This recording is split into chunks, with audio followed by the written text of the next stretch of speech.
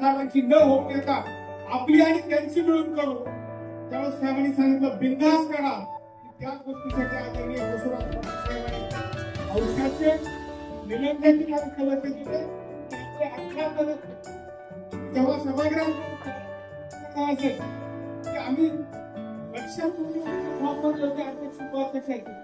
उपाध्यक्षाचा bond दादांचा होता आणि मध्ये गेल्यावर काँग्रेसचा प्रस्ताव आला की ठीक आहे काँग्रेस साहेबाचा काँग्रेसचा त्यांच्या वतीने तुम्ही अध्यक्ष घ्या किंवा उपाध्यक्ष घ्या त्यांच्यासोबत जाऊ नका. पण साहेबांनी आपल्याला शब्द दिला होता अध्यक्ष उपाध्यक्ष तुमचा, सभापती 3 आमचे 1 तुमचा. आम्ही स्पीकर राहिलो आणि आमचे मत पूर्ण केले. महाराष्ट्रामध्ये पहिल्यांदा विलासराव देशमुख साहेबांना कैलासवासी धक्का बसला आणि ती संमिश्र आपली आली. त्याच्यानंतरही साहेब बदललेले निर्णयाला स्पीकर राहिले आणि निश्चितपणाने मला एका गोष्टीची खात्री आहे नंतर त्या गोष्टी झाल्या त्याच्यामुळे तुमच्याकडून बदल नाही झाला, आमच्याकडूनच झाला बहुतांशी. त्याच्यामुळे पुढचा कार्यक्रम सभापती पदाचा तसा झाला नाही. पण त्याच्यामध्ये देखील बसवराज पाटील आपल्या सोबतच होते. त्यांनी एकही माणूस इकडे जाऊ नव्हता. विषय असा आहे, हा सांगण्याचा उद्देश असा आहे की आपल्याकडे जेव्हा जेव्हा लातूरमध्ये राजकारण होतंय तेव्हा तेव्हा आपल्या नेत्यांकडे मुंडे साहेबांकडे बघितलं. आजही अनेक जणांकडे विलासराव देशमुखचे किंवा आज अमित देशमुख साहेबांसोबत मॅनेज राजकारण म्हणून म्हटलं जाते की तुम्हाला एका गोष्टीसाठी उद्या थांबलोय, एका गोष्टीसाठी आश्वस्त करू इच्छितो, एका गोष्टीची गॅरंटी देऊ इच्छितो की आपले अध्यक्ष काहीही करतील पण देशमुखासोबत उद्या आयुष्यात मॅनेज होणार नाही याची गॅरंटी. निश्चितपणे आमचे अध्यक्ष प्रत्येकाचं विधानसभेबद्दल बोलणं झालं तर विधानसभेची निवडणूक आहे 4.5 वर्षानंतर 6 महिने झाले.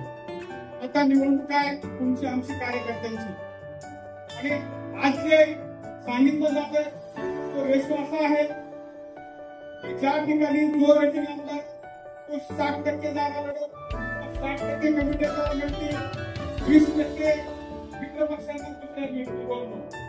इथं आम्ही मित्रपक्षाच्या भूमिकेत घेत आहोत म्हणजे 60% अजित पवार, 20% शिवसेना आणि 20% भाजपा अशी युती होणार असेल तर आम्हाला ती चालणार नाही. कारण तुमचा इतिहास उघड काढून देऊ नका. 2014 12 झेडपीपैकी 11 झेडपी भारतीय जनता पार्टीच्या अहमदपूर विधानसभा मतदारसंघात आलेले. 2007 अर्ध्यापेक्षा जास्त, 2012 अर्ध्यापेक्षा जास्त. आम्ही कधीही आजपर्यंत एकही पागा त्यापेक्षा कमी जिंकलेली नाही. आणि पंचायत समिती चाकूर आणि पंचायत समिती अहमदपूर ही सतत आमची राहिलेली आहे. नंतर आमच्यात फूट पडले असं फूट पडण्याचं कारण असं होतं सर जास्त होतो रेल्वेवर बसणारी मंडळी आम्ही जास्त होतो आणि त्याच्यामुळे आम्हाला असं वाटायचं की हा त्याचा सभापती व्हावाय, हा ह्याचा सभापती व्हावाय म्हणून आम्ही तरी काढून देत होतो.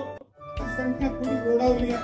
आज तो मालक गैरहजर, अशोक काका गैरहजर आणि दोघं 14 राहिले. आता तुम्ही पाडापाडी करणार नाही कारण आमची खरी ताकद दिसणार आहे. म्हणून आम्हाला एक संधी द्या.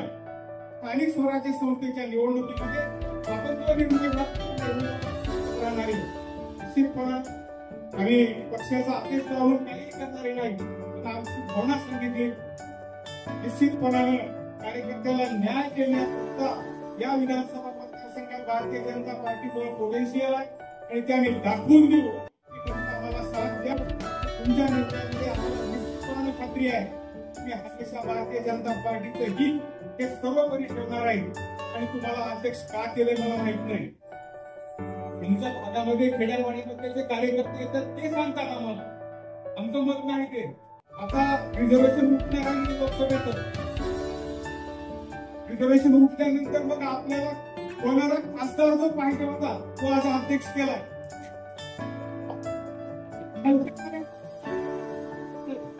देवेंद्र फडणवीस